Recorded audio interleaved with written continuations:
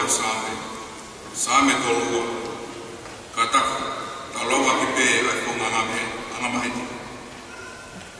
Monu ia koe tokotaha ko whakamore ene tāngata ko ufi ene whaihala.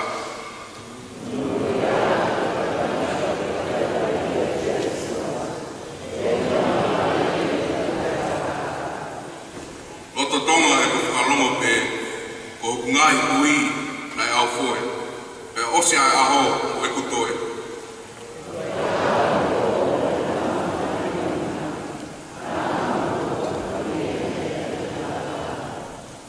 Nā whakamooni ki a Fiona e kuhia. Pe nā i kai te fufu e kuangahala. Nā kupehe te ubete ki e ki ngahi tāmata. Pe nā ki tamatei a mo ua o e kuangahala.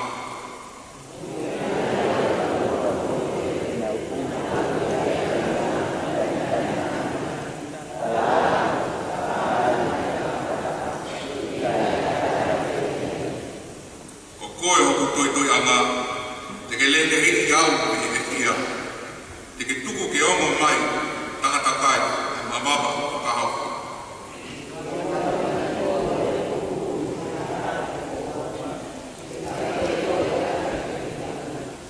Oua te ke hange o kosi e miuni, o kui kai hanahata mai. O ku teo waki ai piti, wano ke puki. Nā, i kai whee oku ki a koe.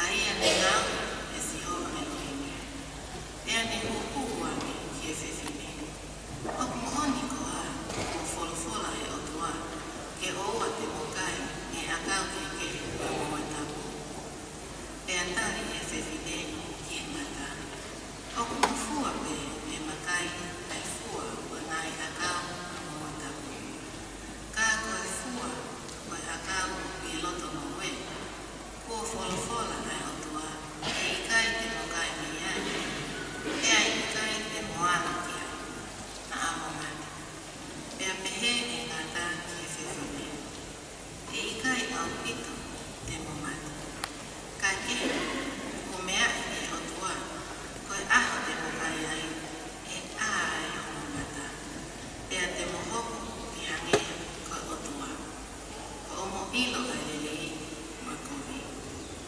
na e wakai e se fine, ko e akau ia o kulelei ki e kai, e a mata lelei ki e mata. Ka e uma a, ko e akau, e whai ki ai a velevele, ko e ni whakapoto. E a ni hanga o tolu, ono fua, o kai. E a ni angi foku, ono se pani tini, nai ki a leia, e a kai moia, e a ai, ona mata o ospe, ona ilo, tā o kona telefua, e ana tuilo o ngāhuna hana ala. Amen.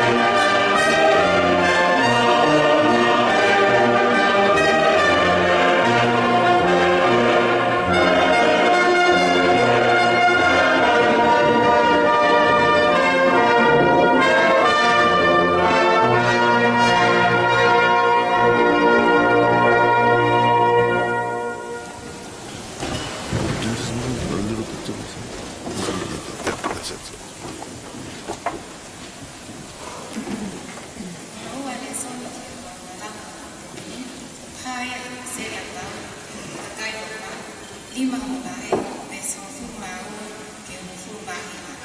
Loma mahima, bestalawa, ke tahiba, aya, eni mafaria. Goia, koi hoko ai whakapui, nai tatau koi hoko ai akala ki maman, e tangata pētaha. Koe nea usia ke he, koi hoko ai mate i anga hala. Koe nea usia ke he, a kakai kotoa me e mate, koe uhi, i anga hala kotoa me.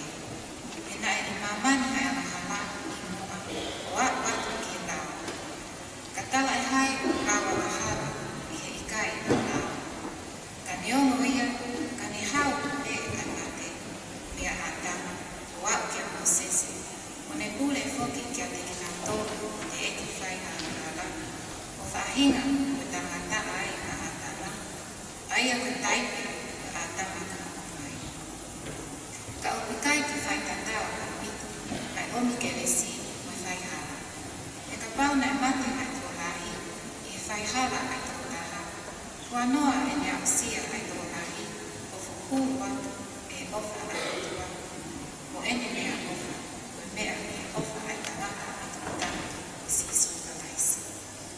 Pea nai i kai tatao ai mea nai whoaki, e koe mea nai hoku i a kai taha mea nai. E koe whakamao ia, nai langa i te taha, pea iku ke whakahala ia. Ka koe omi ke resi, nai langa i te ngahi whai hala nai, pea iku ke whakatukia. E ka pau nai hau na maki i whai hala i te taha. E whonga i te hau i tō taha kuia. Kua noa e ngau hau i umi. E ki nau tōru mako o lahi whawhau i ke resi. O e mea ofa i whakatukia. E whou e ngau hau i tō taha o sisu kalaisi. Aua, goia, hange nai whou ngai na mea, meha fo i whai hala. Aia na e au ke kakai o tō ape o whakahalai. Te he whoki nai whou ngai na mea, me he fo i whai tō tō. Aia na e au ke kakai o tō ape mo o whakatokia ke nau mua. He hange nai whakahalai au, ai tō rahi, koe mea ki tangata ai tangaka ai tō tā. Te he whoki ai whakatokia ai tō rahi, koe mea ki tangata whua ai tō tā. Koe ngata angaia e soni mua ke momo.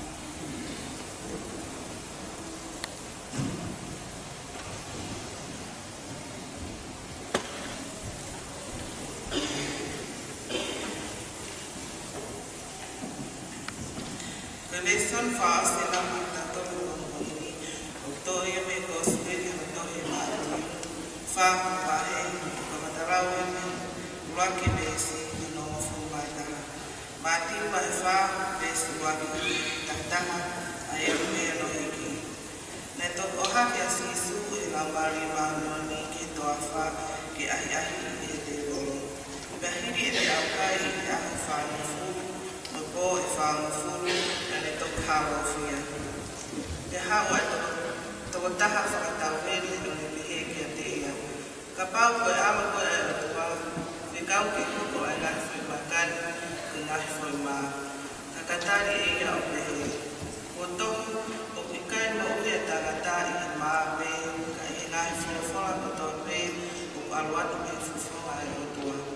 Na tō kawe ia e te moloki ko tapu, ne whotu ia ke tuahi o te pare mo ne pehe ki ai. Ka pau koe awa koe e tua hopo ki lalu. He potohi ke kouna e ia ne kau angelo. Te ria a koe e te nau whataki lima koe na pākia ho wae i hamaka. Na lea asisu kia te ia. Potohi foki e ikai te ke haaki a tahi a eiki i kuhu o tua. Pea awe fokia e te morogi na mauna o pito o ne whaari ari kia e la hui ana koto pe mamani o nau. O ne pehe kia te ia. Ngahi mea koto pe ki o atu mo o ka pāpi ki whakakoto pe o loki kia te ia. Me tō pehe e sisu i se tane whai mo alu.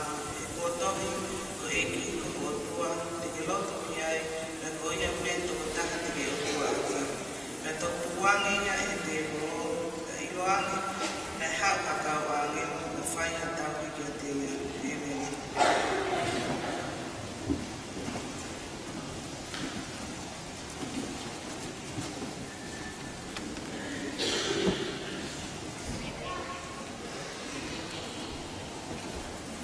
Fola hemi hono ua e malama he popongi ni. O hono whange ao o mfuma pito o hemi ni. Wataku mia hapu ke tau hemi.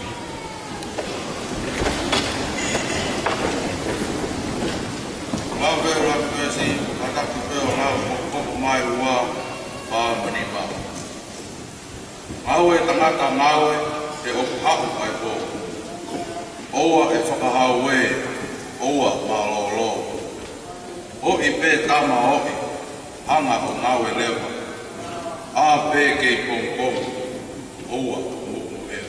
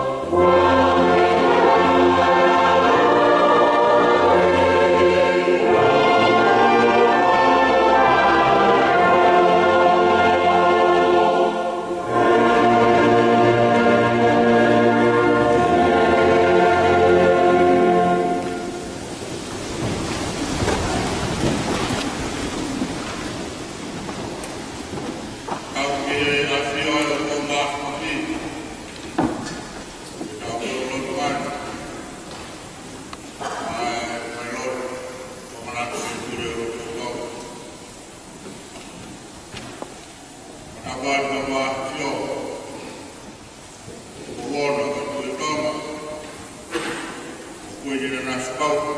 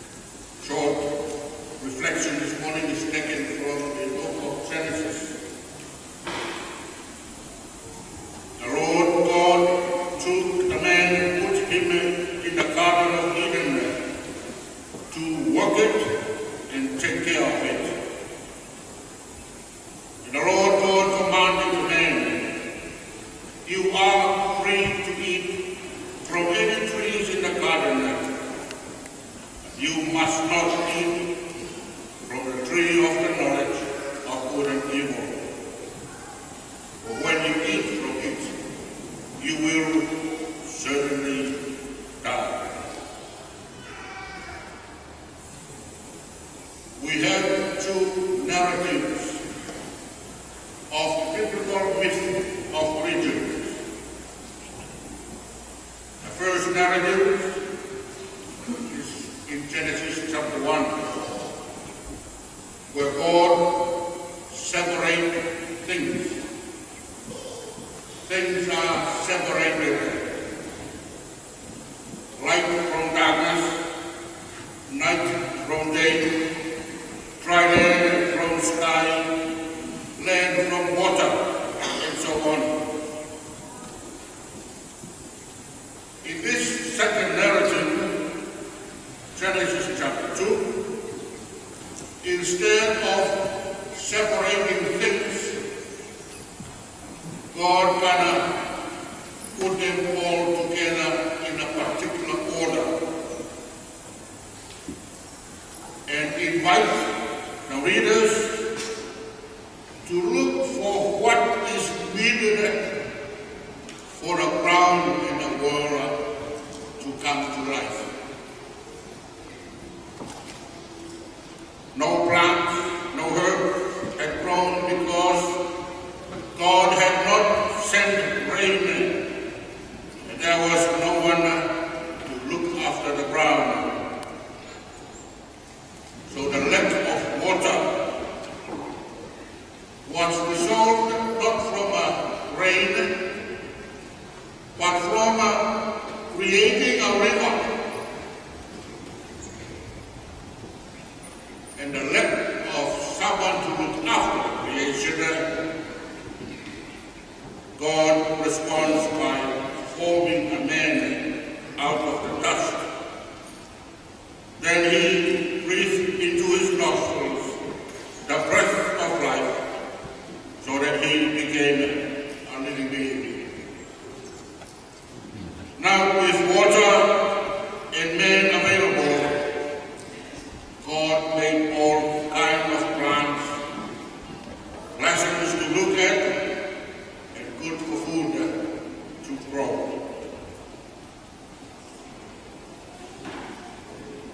God also placed in the garden the man to till the soil to make it live, not to kill it.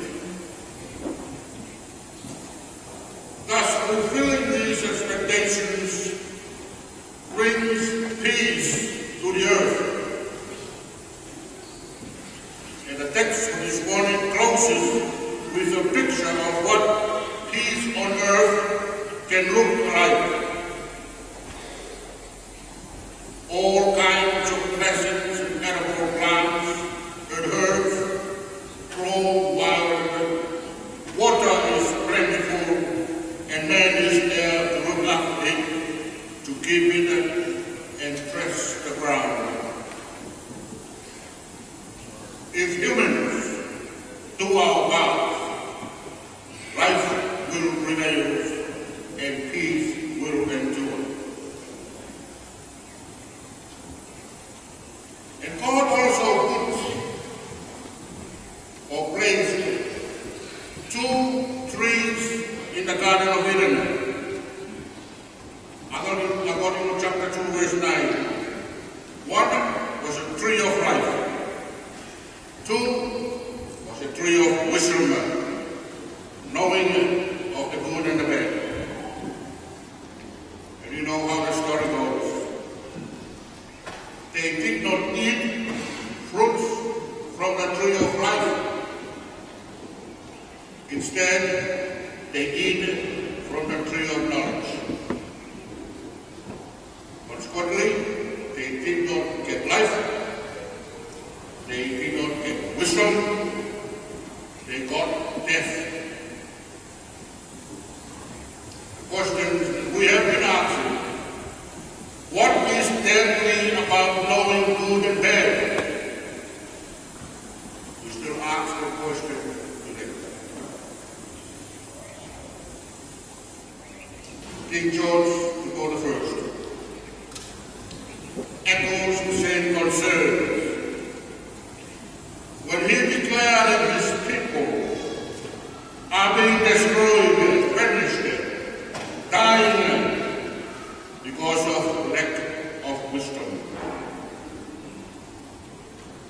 For the first was worried about life, because